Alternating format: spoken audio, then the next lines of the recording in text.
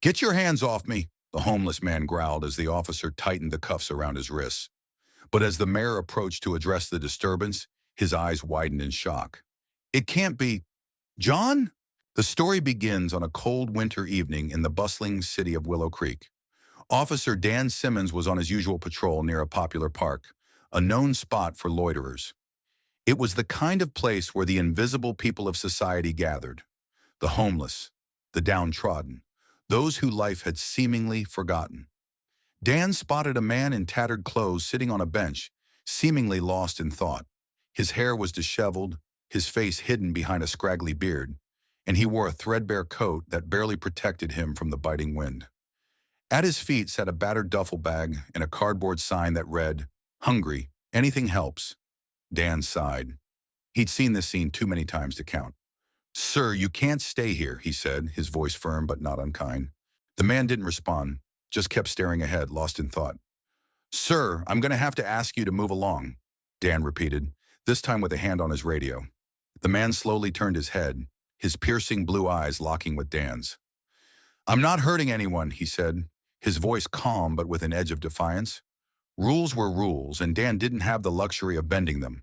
Within moments, the situation escalated. The man resisted as Dan tried to escort him off the property, leading to a heated exchange. Onlookers started recording with their phones, and soon backup was called.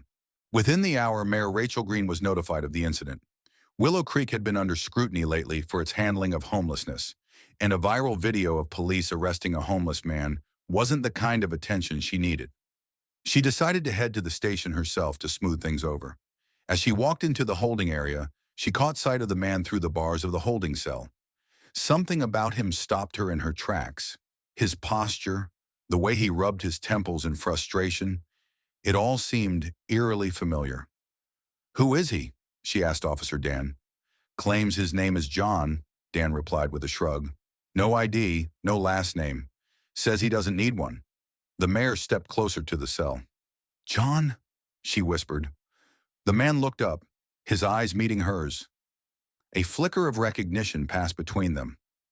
"It's been a while, Rachel," he said, his voice laced with bitterness. Rachel's heart sank. She hadn't heard that voice in years, but she'd know it anywhere. John? Worthington? The revelation sent shockwaves through the station. John Worthington wasn't just anyone. 10 years ago, he had been one of the most respected businessmen in Willow Creek. He was a philanthropist, a community leader, and, most importantly, Rachel's former mentor. But tragedy had struck when John's wife and young daughter were killed in a car accident. Unable to cope with the loss, he spiraled into depression, eventually losing his business, his home, and his will to live. He had disappeared from the public eye, and most people assumed he had moved away.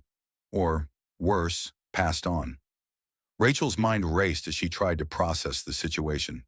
"John, why didn't you reach out? Why didn't you ask for help?"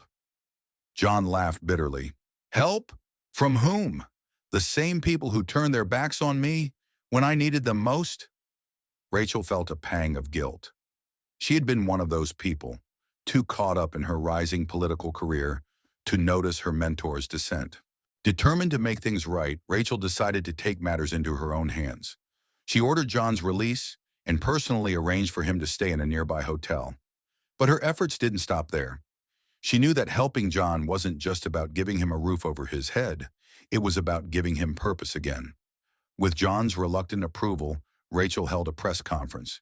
She shared his story, not to humiliate him, but to shine a light on the struggles of those who fall through society's cracks. The city rallied behind John. Former colleagues came forward to offer support.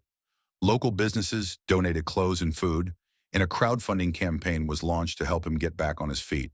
Over time, John began to heal. He volunteered at shelters, sharing his story to inspire others. He even started a nonprofit organization dedicated to helping people reintegrate into society after experiencing homelessness. Months later, at a city gala, John stood at the podium beside Rachel.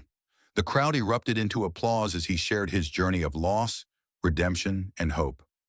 "Sometimes, all it takes is one person to believe in you," John said, his voice steady. "And sometimes that person has to be yourself." The story of John Worthington became a symbol of the power of compassion and the importance of second chances. And as Rachel watched him smile and shake hands with attendees, she knew that helping John had been the most meaningful accomplishment of her career. Because in the end, everyone deserves a chance to rewrite their story.